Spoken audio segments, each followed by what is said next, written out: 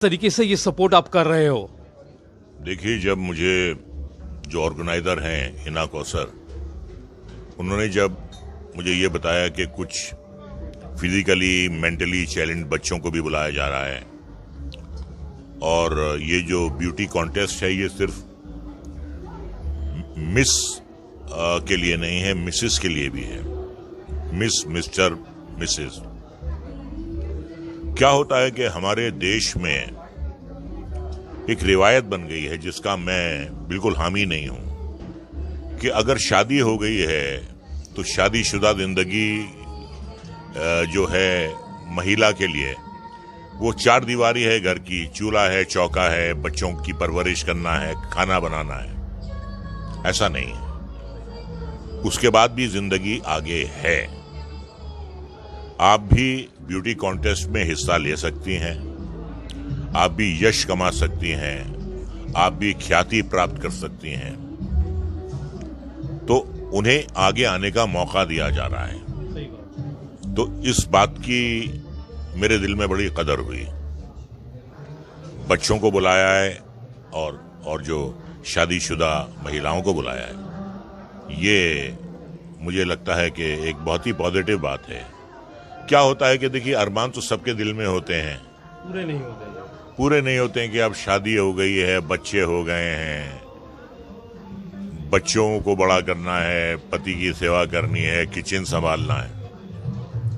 इसके आगे भी सितारों से आगे जहां और भी हैं, अब इसके इम्तिहान और भी हैं। तो यही बात मुझे बहुत अच्छी लगी। इसी के तहत मैं आया हूं, पीठ थपथपाने के लिए।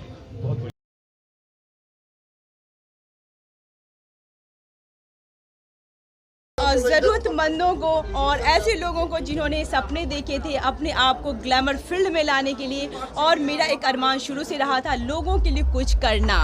और मैं आप लोगों की गुड विशेस से, आप लोगों के ब्लेसिंग से, ऊपर वाले के करम से आज हमारा सीज़न 3 हो रहा है, और जिसमें मैं हर लेवल के लोगों को वो मौका दी हूँ कि जो अपने आप को ग्लैमर फील्ड में इस्टेब्लिश कर पाए। छोटे बच्चों से लेकर यंग बच्चों से लेकर साथ में हमने मिसेस तक को भी ऑप्शन दिया है, जिसमें हमसे ज़्यादा एज की लिमिट में जिनकी शादी भी हो गई, जिनको अपॉर्चुनिटी नहीं आज तक मिला, उनके लिए भी वो प्लेटफॉर्म दे रही हूँ। तो मेरा वो सपना हमेशा से रहा था कि जिन्होंने सपना देखा है लेकिन किसी कारणवश वो सपना पूरा नहीं कर पाए, या फिर उनकी शादी हो गई, वो उसके बाद वो सपना पूरा नहीं कर पाए, उनकी ज़िंदगी जैसे थम सी गई हो, या फिर जिनको सोसाइटी ने फेवर नहीं किया, उनको वो मैं अपॉर्चुनिटी देना चाहती थी। आप लोगों की दुआओं से वो हमारा अब तक का ये सीज़न 3 है जहाँ तक हम ये सब करते आए हैं। और आज सबसे बड़ी बात है जो मैं आज शेयर करने जा रही हूँ, ये हमारे शो में डीफ एंड डम यानी गूंगे बहरे जो बच्चे होते हैं, वो गूंगे बहरे ज़रूर होते हैं लेकिन उनका IQ हमसे ज़्यादा स्ट्रॉन्ग होता है। तो वैसे बच्चों के लिए हमने स्पेशल वॉक रखा है, और अब मैं फील करती हूँ कि मैं बहुत लकी हूँ